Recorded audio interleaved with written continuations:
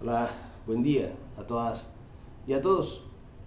Se cumplen los 100 días de gobierno, los 100 primeros días de gobierno de Gustavo Petro, o del gobierno del cambio.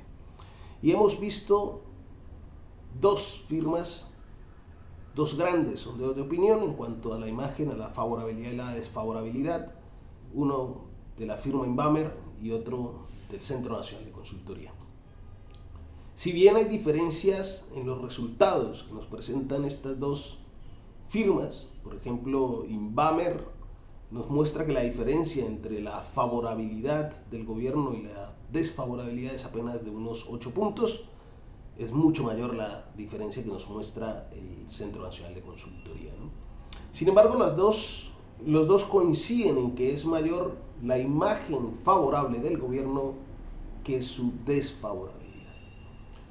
Y esto, si comparamos con los 100 primeros días del gobierno anterior, el de Iván Duque, que decía que el futuro ya está, por el contrario, en su imagen era mayor la desfavorabilidad y se había enfrentado a una serie de críticas, de movilizaciones y de protestas, siendo estos primeros 100 días un preludio de la tónica que iba a ser el gobierno de Iván Duque. En este caso, parece que tenemos un buen síntoma de hacia dónde va caminando el gobierno y que en efecto se saluda de manera positiva los cambios o las reformas y los anuncios que se quieren dar. También es necesario decir que existen algunas deficiencias en cuanto a la línea comunicativa del gobierno y se han visto contradicciones que sin embargo han logrado solventar de manera positiva. Bien, hay que reconocer en estos 100 primeros días el éxito en cuanto a agenda legislativa que se traduce en la reforma tributaria, una reforma bastante importante, y en la reforma de la paz total. Sin embargo, son muchas las cuestiones que aún faltan por dilucidar, de tal manera que nos permita ver hasta dónde es posible el cambio que ha propuesto, que propuso en campaña Gustavo Petro. También es cierto decir, o es necesario tener en cuenta que, como se ha advertido en otras columnas, el principal desafío es el manejo de las expectativas. Y por eso hay que tener en cuenta de que 200 años no se cambian en 100 días. Por una parte, aquellos que han votado por el cambio y que creemos en el cambio y una serie de reformas que permitan avanzar a nuestro país en el camino de ser una república democrática, debemos tener paciencia. En efecto, 200 años no se cambian en 100 días, 200 años manejados por las mismas castas políticas, por las mismas 40 familias, no se pueden cambiar en 100 días.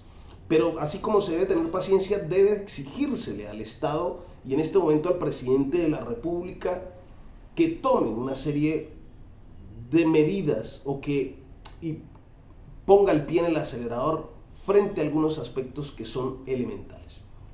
Y eso tiene que ver, recordando que Max Weber, para explicarnos el Estado, él no puede explicarnos el Estado si no hace referencia al cuerpo burocrático del Estado, es decir, a los funcionarios públicos, aquellos que actúan por mandato de lo público, por mandato del Estado. En ese sentido, si bien ya se empieza a pasar una agenda legislativa importantísima para consolidar el cambio, que tendrá que plasmarse y darnos mucha más claridad en el Plan Nacional de Desarrollo, es necesario, absolutamente necesario, cambios en el cuerpo burocrático del Estado. Es decir, las posiciones estratégicas, porque una vez usted tenga la agenda legislativa adelante, es necesario que esa agenda legislativa, esas reformas se materialicen en la práctica. Y la única forma de materializarlas es con mujeres y con hombres de carne y hueso que están actuando como agentes del Estado implementando dichas reformas.